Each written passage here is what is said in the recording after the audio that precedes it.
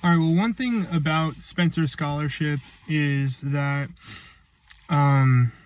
if you're going to study Spenser, one thing that is going to be mentioned all the time, of course, is his own poetry, but his letter to Raleigh is a huge part of Spenser scholarship. Why? Well, it's mainly because he tells us what his poem is about, and we don't really get as clear of a picture of that from Spenser, aside from his letter to Raleigh. And so I thought it might be beneficial to read the letter to Raleigh and then maybe talk about a couple of things from it. But honestly, my goal is just to kind of give that source to you, so that way, you know, you're not like, well, wait, what does he actually say in his letter to Raleigh? I remember, being in junior high and high school and hearing things about history and just being told, oh yeah, well, this thing says that, and always thinking to myself, well, what does it actually say though? Does it say that, or is that what you got out of it? I remember learning in college for the first time that the Gettysburg Address was like 200 words. And I thought, why did I have to read, all of these paragraphs about the Gettysburg Address and never read the Gettysburg Address? Why couldn't I just read it, right? There's something about a primary source that is invaluable. And so I think one thing that is very beneficial in thinking about Spenser's allegory is reading what he has to say about it. So here we go. To the right noble and valorous Sir Walter Raleigh, Knight, Low Warden of the Sataneries, and Her Majesty's Lieutenant of the country of Cornwall. Sir, knowing how doubtfully all allegories may be construed, and this book of mine, which I have entitled The Fairy Queen, being a continued allegory, or dark conceit, I have thought good as well for avoiding of jealous opinions and misconstructions, as also for your better light in reading thereof, being so by you commanded to discover unto you the general intention and meaning, which in the whole course thereof I have fashioned, without expressing of any particular purposes, or by accidents therein occasioned. The general end thereof of all the book is to fashion a gentleman, or noble person, in virtuous and gentle discipline, which, for that, I conceived should be most plausible and pleasing, being colored with an historical fiction, the which the most part of men delight to read, rather for variety of matter than for profit of the ensample.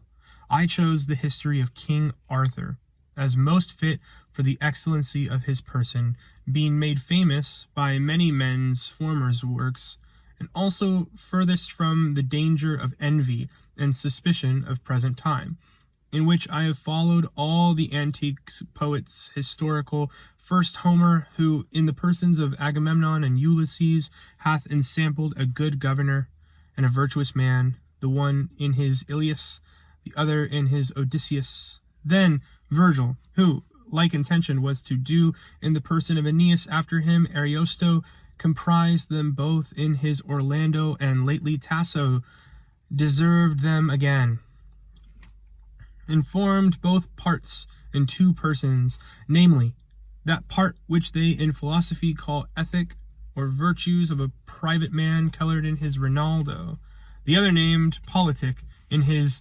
Godfredo, by ensample of which excellent poets I labor to portrait in Arthur, before he was king, the image of a brave knight, perfected in the 12 private moral virtues, as Aristotle hath devised, the which is his purpose of these first 12 books, which, if I find to be well accepted, I may be perhaps encouraged to frame the other part of politic virtues in his person. After that he came to be king. To some, I know this method will seem displeasant, which had rather have good discipline delivered plainly in way of precepts or sermoned at large as they use, than thus cloudedly enwrapped in allegorical devices. But such, meseem, should be satisfied with the use of these days, seeing all things accounted by their shows, and nothing esteemed of that is not delightful and pleasing to commune sense. For this cause, if Xenophon preferred before Plato, for that the one in the exquisite depth of his judgment formed a commune wealth such as it should be, but the other in the person of Cyrus and the Persians fashioned a government such as might be best, so much more profitable and gracious is doctrine by ensample than by rule. So have I labored to do in the person of Arthur, whom I conceive after his long education by Timon, to whom he was by Merlin delivered, to be brought up so soon as he was born of the lady Igraine, to have seen in a vision or a dream or vision the fairy queen, with whose excellent beauty ravished, he awaking resolved to seek her out. And so being by Merlin armed and by Timon thoroughly instructed, he went to seek her forth in fairyland. In that fairy queen, I mean glory in my general intention, but in my particular I conceive the most excellent and glorious person of our sovereign, the queen, and her kingdom in fairyland. And yet, in some places else I do otherwise shadow her. For considering she beareth two persons, the one of a most royal queen or empress, the other of a most virtuous and beautiful lady, this latter part in some places I do express in Belphoebe, fashioning her name according to your own excellent conceit of Cynthia, Phoebe and Cynthia, being both names of Diana. So, in the person of Prince Arthur, I set forth magnificence in particular, which virtue for that, according to Aristotle and the rest, it is the perfection of all the rest, and continueth in it them all. Therefore, in the whole course I mention the deeds of Arthur applicable to that virtue, which I write of in that book.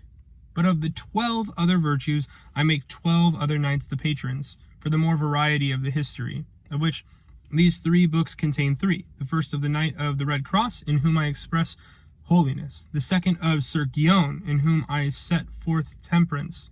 The third of Britomartis, a lady knight, in whom I pictured chastity. But because the beginning of the whole work seemeth abrupt, and as depending upon other antecedents, it needs that ye know the occasion of these 3 knights' several adventures. For the method of a poet historical is not such as of a historiographer. For a historiographer discourseth of affairs orderly as they were done, accounting as well the times as the actions. But a poet thrusteth into the midst even where it most concerneth him, and there, recoursing to the things forepast, and divining of things to come, maketh a pleasing analysis of all. The beginning, therefore, of my history, if it were to be told by a historiographer, should be the 12th book, which is the last, where I devise that the fairy queen kept her annual feast 12 days. Upon the 12 several days, the occasions of the 12 several adventures happened, which being undertaken by 12 several nights, are in these 12 books severally handled and discoursed. The first was this: in the beginning of the feast, there presented himself a tall, clownish young man, who, falling before the queen of fairies, desired a boon, as the manner then was, which during that feast she might not refuse, which was that he might have the achievement of any adventure, which during that feast should happen, that being granted, he rested him on the floor, unfit through his rusticacy for a better place. Soon after entered a fair lady in mourning weeds, riding on a white ass, with a dwarf behind her, leading a warlike steed that bore the arms of a knight, and his spear in the dwarf's hand. She, falling before the queen of fairies, complained that her father and mother, an ancient king and queen, had been by a huge dragon many years shut up in a brazen castle, who then suffered them not to issue, and therefore besought the fairy queen to assign her some of her knights to take on him that exploit. Presently, that clownish person upstarting desired that adventure, whereat the queen, much wondering, and the lady, much gainsaying, yet he earnestly importuned his desire. In the end, the lady told him that unless that armor which she brought would serve him, that is, the armor of a Christian man specified by St. Paul of Ephesians, that he could not succeed in that enterprise, which being forthwith put upon him with due furnitures thereunto, he seemed the goodliest man in all that company, and was well liked of the lady. And eftsoons, taking on him knighthood, and mounting on that strange courser, he went forth with her on that adventure, where beginneth the first book. A gentle knight was pricking on the plain, etc. The second day there came in a palmer bearing an infant with bloody hands, whose parents he complained to have been slain by the enchantress called Acrasia, and therefore craved of the fairy queen to appoint him some night to perform that adventure, which being assigned to Sir Guyon, he presently went forth with the same palmer, which is the beginning of the second book, and the whole subject thereof. The third day there came in a groom, who complained before the fairy queen that a vile enchanter called Busy Rain had in hand a most fair lady called Amoretta, whom he kept in most grievous torment, because she would not yield him the pleasure of her body.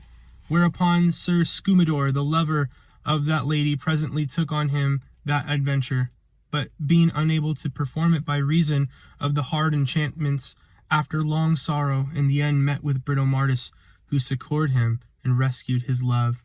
But by occasion hereof many other adventures are intermeddled, but rather as accidents than intendments, as the love of Britomart, the overthrow of Marinell, the misery of Florimel, the virtuous of Belphoebe, the lasciviousness of Helenora, and many the like. Thus much, sir, I have briefly overrun to direct your understanding to the well head of the history, that from thence gathering the whole intention of the conceit, ye may, as in a handful, gripe all the discourse, which otherwise may happily seem tedious and confused.